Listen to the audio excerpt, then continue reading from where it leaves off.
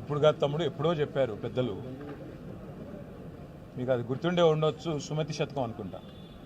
కనకపు సింహాసనమున శునకము గుర్చుండబెట్టి శుభలగ్నమున పట్టము కట్టిన వెనుకటి గుణమేల మాను వినరా సుమతి అన్నారు. అంటే మంచి ముహూర్తం చూసి ఒక శునకాన్ని తీసుకొచ్చి మరి ఒక మంచి పదవిలో పెట్టిన నీచ మానవులు తమ వెనుకటి గుణాలు మానరు అని సుమతి శతకంలో ఏనాడో చెప్పినారు. కాబట్టి వారి గురించి నేను మాట్లాడినా నోరు ఖరాబ్ చేసుకోను.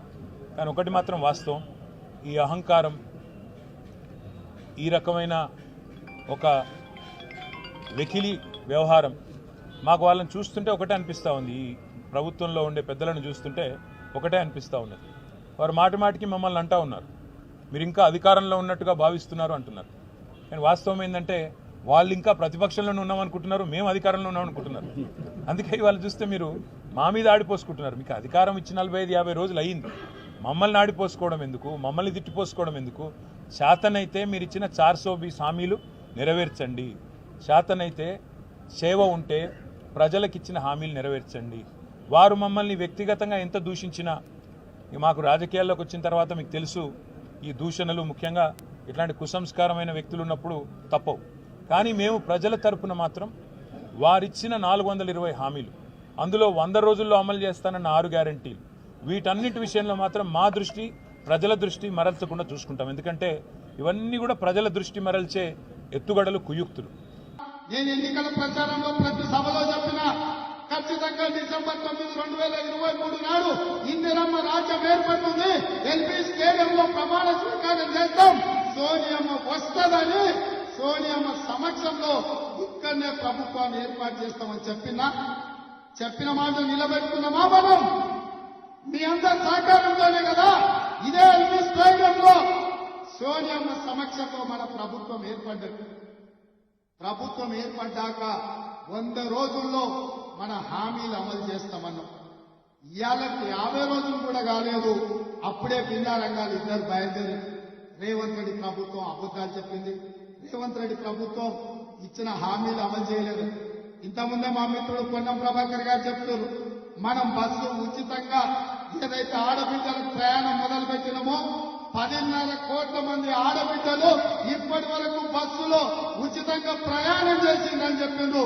మీరందరూ ఆడబిడ్డలకు తెలంగాణ నలుమూలల ఉచిత బస్సు ప్రయాణ సౌకర్యాన్ని ఏర్పాటు చేసినందుకు సోనియమ్మకు కృతజ్ఞత చెప్పుకోవాల్సిన అవసరం ఉంది. ఇవాళ రాజీవ్ ఆరోగ్యశ్రీ పథకాన్ని 10 లక్షలకు పెంచి అమలు చేస్తున్నాం. ఫిబ్రవరి మొదటి వారంలో మీ అందరి అభిమానంతో ఇంకో 2 పథకాలను అమలు చేయడానికి మీ ప్రభుత్వం, ప్రజా ప్రభుత్వం సిద్ధంగా ఉన్నది. దద్దమ్మలారా, మీరా మమ్మల్ని అడిగేది 3650 రోజులు ఈ తెలంగాణ ఏలిన మీరు దళితులకు 3 ఎకరాల భూమి ఇయ్యలే, పేదలకు డబుల్ బెడ్రూమ్ ఇల్లు ఇయ్యలే, ఇంటికో ఉద్యోగం ఇయ్యలే, మైనార్టీలకు 12% రిజర్వేషన్ ఇయ్యలే, గిరిజనులకు 12% రిజర్వేషన్ ఇయ్యలే. ఏమి ఇయ్యని సన్నాసులు ఇవాళ మమ్మల్ని ఏమి ఇయ్యట్లేదని మీరు అడుగుతారా? మీకు ఏమరుగుతుందని నేను అడుగుతున్న బిల్లా రంగాలు. ఇవాళ రాష్ట్రాన్ని దివాలా తీపించిండ్రు, 7 లక్షల కోట్ల అప్పు చేసిండ్రు. ఈ రాష్ట్రాన్ని కుక్కని చెప్పిన ఇస్తరాకులాగా చేసి ఈ రోజు ప్రభుత్వ ఉద్యోగస్తులకు జీత భత్యాలు ఇవ్వలేని పరిస్థితి ఉంది. మా బట్టన్న రోజు పొద్దున్నే లేచి గల్లపెట్టని చూస్తే దాంట్లో ఏది లేదు, మొత్తం గుల్లై ఉంది. ఉద్యోగస్తులకు జీతాలు ఇవ్వాలి ఎట్లా బట్టన్న అంటే ఆయన అక్కడిక్కడ చూస్తున్నాడు, రోజు రూపాయి జమేసి వాళ్ళకి జీతాలు ఇచ్చే పరిస్థితి. అయినా పింఛన్ ఆపలే, జీతాలు ఆపలే, లేకపోతే పేదలకు జరిగే సంక్షేమ పథకం ఆపలే, రైతు బంధు పథకం ఆపలే. ప్రతి సన్నాసోడు ఇంకా రైతు బంధు వేస్తలేడు అని అంటున్నాడు. పోయిన సంవత్సరం మార్చి 31 వరకు కూడా ఆ సన్నాసుడు రైతు బంధు వేయలే.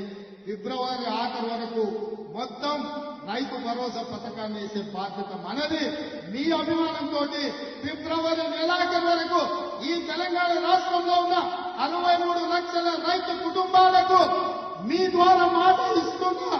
ఫిబ్రవరి ఆఖరు వరకు రైతు భరోసా ద్వారా మీ ఖాతాలలో నగదు బదిలీ చేసే బాధ్యత కాంగ్రెస్ పార్టీ తీసుకుంటుంది. నేను ఇదే చెప్పదలుచుకున్నా. మిత్రులారా, ఒకవైపు సంక్షేమం, ఇంకొక వైపు అభివృద్ధి, మూడవ వైపు కేసీఆర్ చేసిన విధ్వంసాన్ని ఇవాళ మనం అంతా కూడా సరిదిద్దాలి. అక్కడక్కడ రేవంత్ రెడ్డి మేస్త్రి అంటారు. అవును బిడ్డ, నేను మేస్త్రిని. మీరు విధ్వంసం చేసిన తెలంగాణను పునర్నిర్మించే మేస్త్రిని. మీరు నిరుద్యోగ యువకుల జీవితాలతో చెలగాటమాడింది కదా, అందుకే 30 లక్షల మంది తెలంగాణ నిరుద్యోగ యువకుల భవిష్యత్తును తీర్చిదిద్దే మేస్త్రిని. తెలంగాణ పబ్లిక్ సర్వీస్ కమిషన్ కి ఇవాళ చైర్మన్లను, సభ్యులను గవర్నర్ గారు అనుమతించారు. ఇవాళ నుంచి వాళ్ళ జీవితాలను పునర్నిర్మించే మేస్త్రిని. ఇదే కాదు బిడ్డ, కాసుకో, మిమ్మల్ని 100 మీటర్ల గోతి నుంచి పాతి పట్టి మీకు గోరీ కట్టే మేస్త్రిని, మిమ్మల్ని గోరీ కట్టే మేస్త్రిని నేనే బిడ్డ. ఈ నెల చివరికి ఇంద్రవల్లిలో, ఆదిలాబాద్ జిల్లాలో వస్తున్న కాసుకోండి బిడ్డలారా, మీకు గోరీ కట్టం